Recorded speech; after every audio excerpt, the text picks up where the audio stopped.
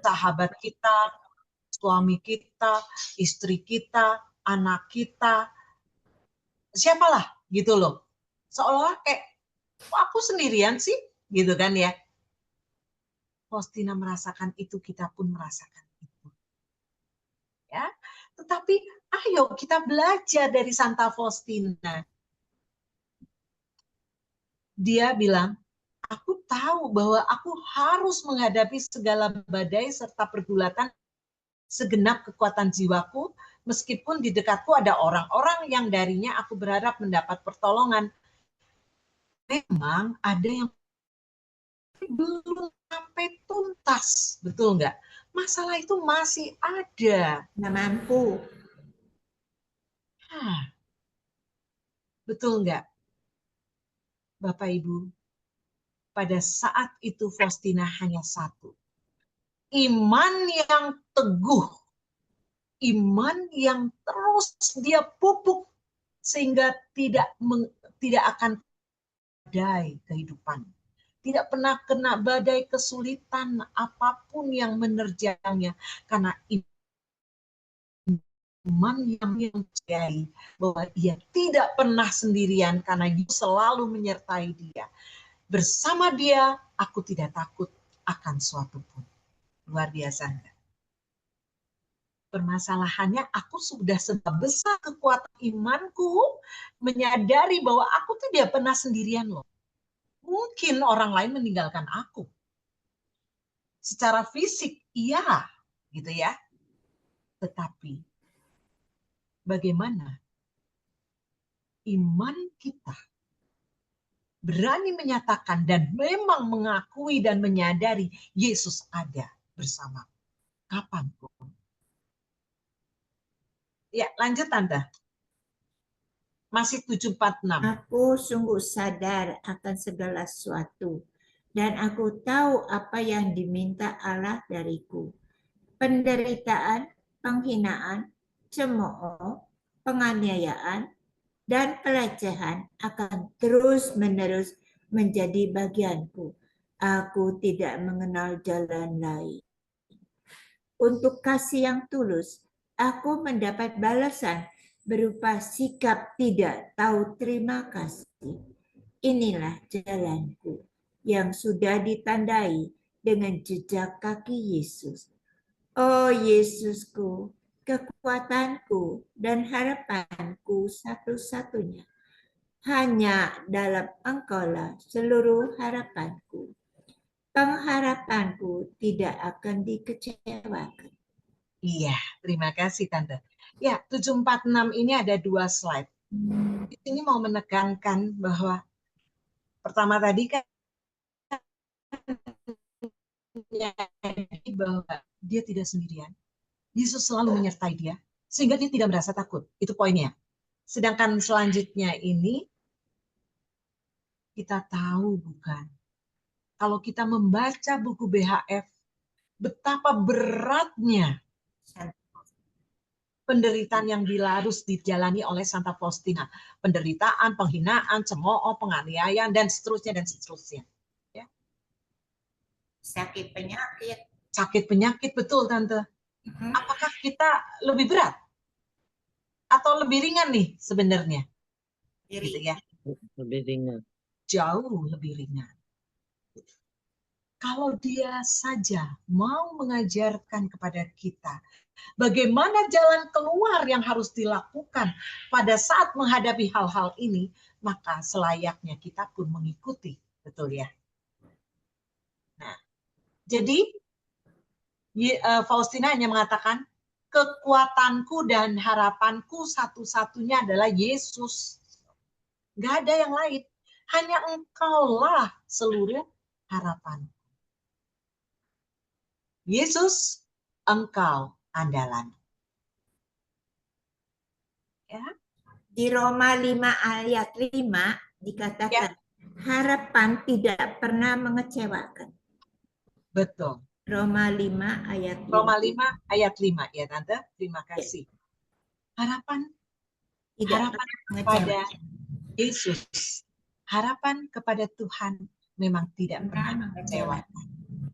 Betul. pengharapan. Tidak akan dikecewakan Ya. itu. Iya, betul. Begitu besar kasihnya, gitu ya. Jadi kalau kita lihat gambar yang kanan, Bapak Ibu, ayo kita lari, kita menghempaskan diri dan hanya berharap bersama Tuhan saja, ya. Karena pengharapan kepada Tuhan tidak akan dikecewakan. Amin, ya. Nah, sekarang untuk yang ini. 489. Ya, 1489. Ini adalah yang dapat kita teladani lagi dari Faustina dalam menghadapi gelombang kehidupan yang kita alami juga. Faustina alami. Dia memberikan tips-tips tadi kan. Yuk kita baca 1489. Silakan Tante. Oke. Jangan mengurangi satupun dari penderitaan-penderitaanku, tetapi beri saja aku kekuatan untuk menanggungnya. Keren ya? Buatlah terhadap aku menurut apa yang berkenan di hatimu, Tuhan. Tetapi berilah aku rahmat agar aku mampu cintai Engkau dalam setiap kesempatan dan situasi. Tuhan, jangan mengurangi piala kepahitanku, tetapi berilah aku kekuatan agar aku mampu meminumnya sampai tuntas. Oh Tuhan, kadang-kadang Engkau mengangkat aku supaya aku menikmati penglihatan-penglihatan yang indah. Tetapi kemudian sekali lagi Engkau membenamkan aku ke dalam kegelapan malam dan jurang kehampaan, sehingga jiwaku merasa seolah-olah sendirian di tengah padang gurun. Tetapi di atas semuanya, aku mengandalkan Dikau, ya Yesus. Karena Engkau tidak berubah, gairah hatiku berubah-ubah, tetapi Engkau selalu sama, penuh dengan kerahiman. Sering tuh merasa. Luar biasa Tante ya, dan ibu-ibu, bapak-bapak, kita membaca 1489. Lihat gambar ilustrasi di sebelah kanan. Pada saat-saat tertentu kita mengalami kegelapan hidup. Betul? Kegelapan hidup. Seolah-olah kita merasa sendiri, tidak berdaya. Betul ya? Betul. Betul banget ya. Tapi di sini hebatnya Santa Faustina. Mari kita belajar. Faustina sudah melalui itu.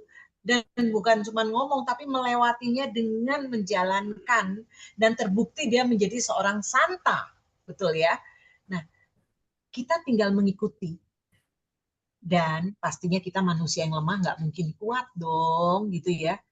Caranya adalah minta kepada Sang Kerahiman itu sendiri. Minta apa? Kekuatan.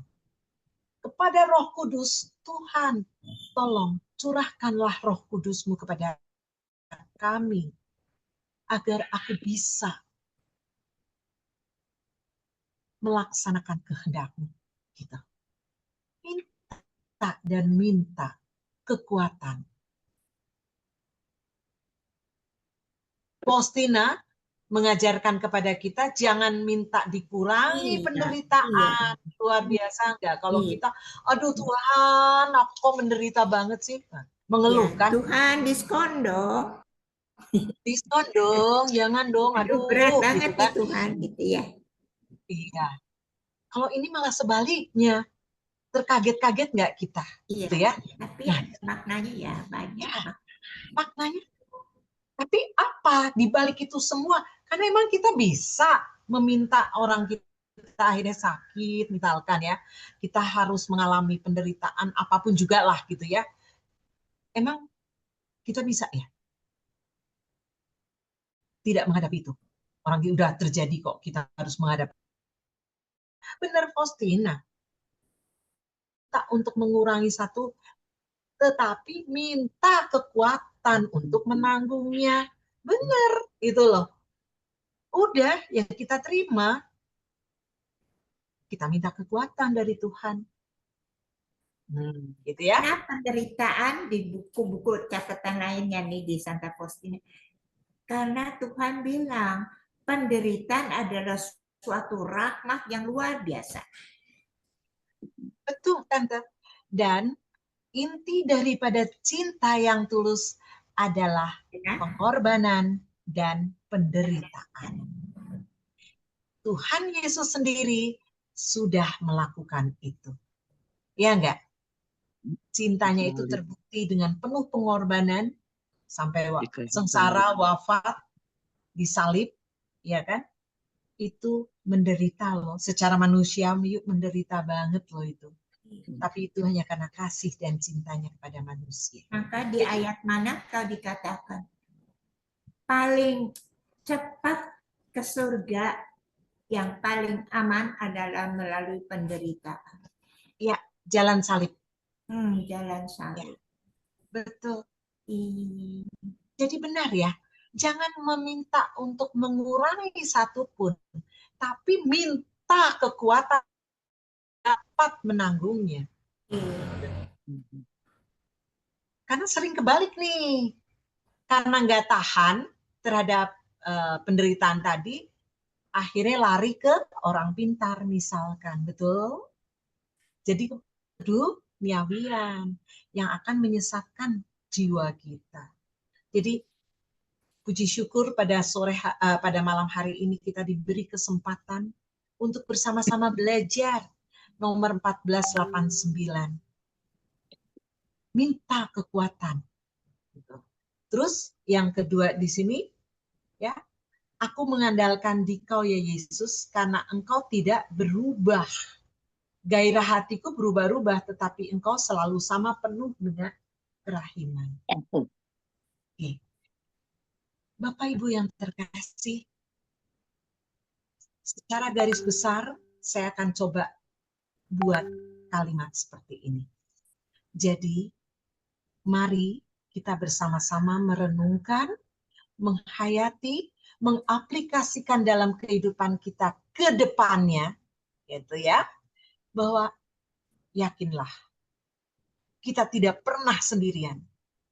Karena Yesus selalu, ada kata-kata selalu loh, selalu menyertai kita. Di dalam Matius 28 ayat 20, Yesus menegaskan, aku akan menyertaimu sampai akhir zaman. Kemudian di dalam BHF, aku adalah penuntun rohanimu. Gitu. Faustina meneladankan kepada kita, kalau menghadapi kesulitan-kesulitan, hempaskan diri. Benar-benar andalkan Tuhan. Ya kan? Nah, di dalam 1489 jangan sekali-kali kita minta dikurangi. Karena kita udah menerima dan kita harus menjalani, melewati ini kan. Maka yang harus dilakukan adalah minta kekuatan. Terus, hal yang sangat penting, tadi kan dikatakan bahwa Tuhan menyatukan diri kepada kita. Dia yang lebih dulu aktif menyatukan diri. Tugas kita menjaga hati kita untuk dia bisa bertahta dalam diri kita. Dia mau menyatu dalam diri kita dan dia sudah menyatu, tugas kita jaga. Artinya apa? Artinya jangan jadikan hati kita galau. Jangan jadikan hati kita cemas, khawatir. Kenapa bisa cemas, khawatir, galau, dan sebagainya? Karena biasanya hati kita berpikir tidak mengandalkan Tuhan, tetapi mengandalkan kekuatan diri sendiri. Sehingga kita takut, khawatir, cemas. Betul ya?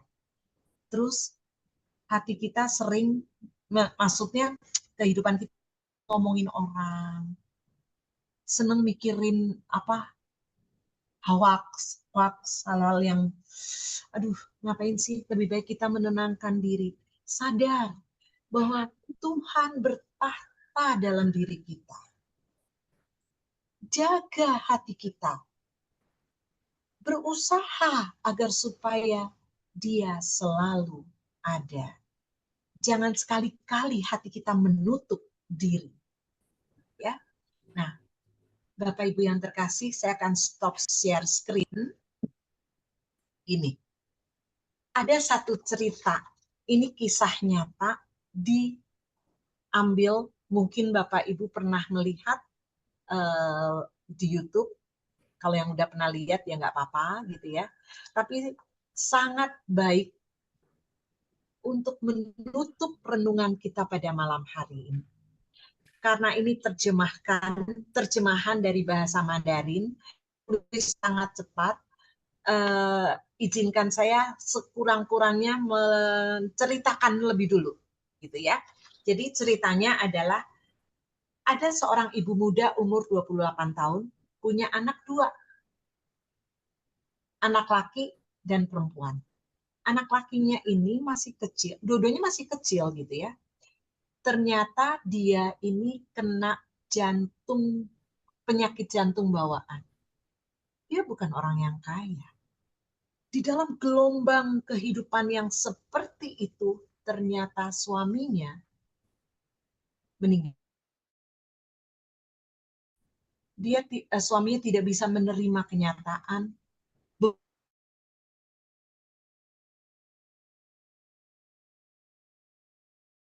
Ternyata saya salut banget.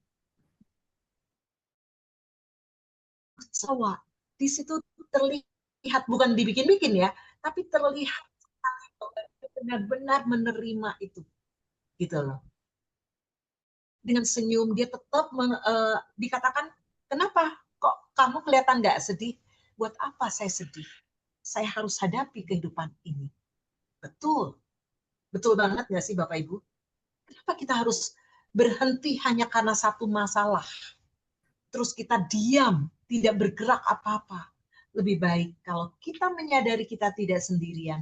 Tuhan yang begitu mengasihi selalu menyertai kita, selalu menuntun kita. Dan dia bertahta dalam hati kita. Kenapa kita masih meragukan itu? Dan akhirnya kita pusing. Tidak ada sukacita, tidak ada damai. Mari kita lihat film ini. Secuplik film kenyataan ini menunjukkan bahwa dia orang yang selalu mengandalkan Tuhan, selalu ada damai, selalu ada kebahagiaan, walaupun masalah besar sekali. Ujung-ujungnya dia mendapatkan jalan keluar dengan cara apa? Dia mendapatkan uang sekitar 110 juta dari orang yang mewawancarai ini. Intinya, Tuhan tidak pernah tidur. Betul? Tuhan selalu memberi jalan melalui orang-orang di sekitar kita. Amin ya. Ayo kita lihat ya filmnya.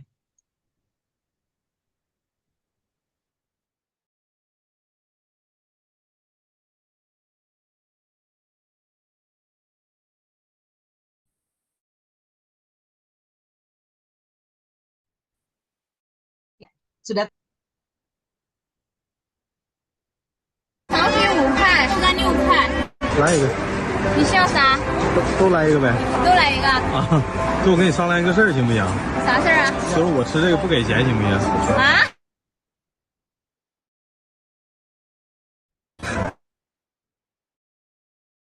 我是一个画画的，因为我觉得你背着它这样特别温暖。我想给你画张画，给你画一下，行不行？我不骗人的啊，给你看，这都是我画过的画。是你画的呀？对，我给你画一张行吗？好啊。这么冷的天，你还带着小孩出摊吗？对呀，没人带呀。孩子他爸呢？他爸不要他了。什么意思？因为我们老大嘛，他生下来有那个先天性心脏病。需要很多钱去治疗的，他们爸是扛不住压力，跳河了。那他这个病现在怎么样了？已经做了2次手术，春节之后去做第3次。都是你带着他给他做的手术？对的。那你靠什么养他呀？买餐吧。你一天卖多少钱呢？这个？我今天到现在为止卖了22块钱。现在的小孩是和现任丈夫生的，我本来以前和他挺好的，然后因为我带着这个孩子来他家嘛，然后他们的家人有点接受不了，对，所以说我们现在是被迫分开的状态。那现在还是就你一个人每天带着这2个小孩，还得出摊。对。我能问一下你今年多大吗？我28。我觉得你特别厉害，我在你身上看不到一点点那种阴霾的影子。阴霾是留给自己的，后面还有这么多手术要去做，你不阳光，改变不了现状的事情，不可能天天愁眉苦脸的嘛。他现在那个手术费收齐了吗？没有，但是北京那边挺好的，可以挂账。那你这么累，你扛得住吗？扛不住也得扛啊。才生完他嘛，其实身体都还没有恢复，一手抱着一手摆摊。我想多挣一点钱，结果他奶奶来了之后，在我们家，当着在我的面前，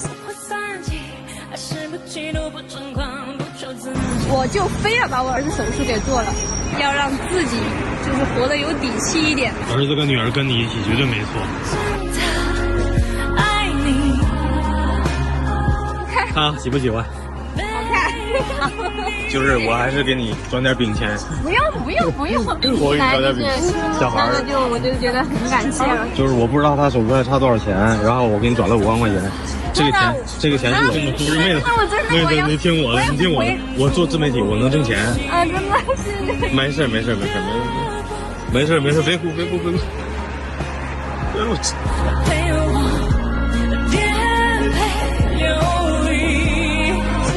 咱不哭。我是真的希望在他康复的这个路上能有我一份，我会觉得我特别欣慰。这没有。没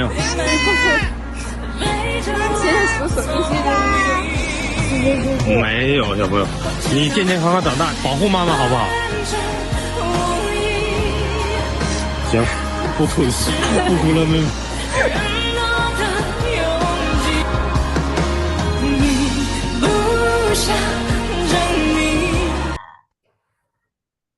Bagaimana Bapak Ibu?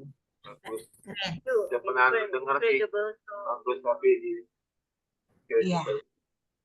Penderitaan, ya.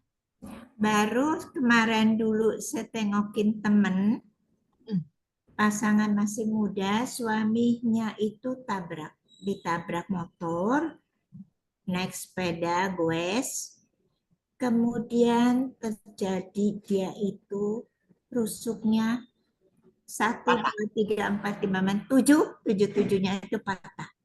Yang keempat itu patah 3 bagian. Parunya robek, darah. Tapi anehnya, suaminya nggak pingsan. Suaminya cerah, ceria, ketawa, bercanda sama istrinya. Maka dia bilang, iya di luar saya nggak apa-apa. Tapi di dalamnya badan saya ini hancur. Dokter udah nggak bisa operasi karena terlalu banyak patahnya. Tapi suami istri masih bercanda, masih ngomong. Itu saya lihat sendiri teman saya. Yeah. Saya alami itu. Baru kemarin dulu lagi hari Sabtu saya nengokin. Bercanda, kok kalian ini nggak kelihatan sedih? Dan istrinya itu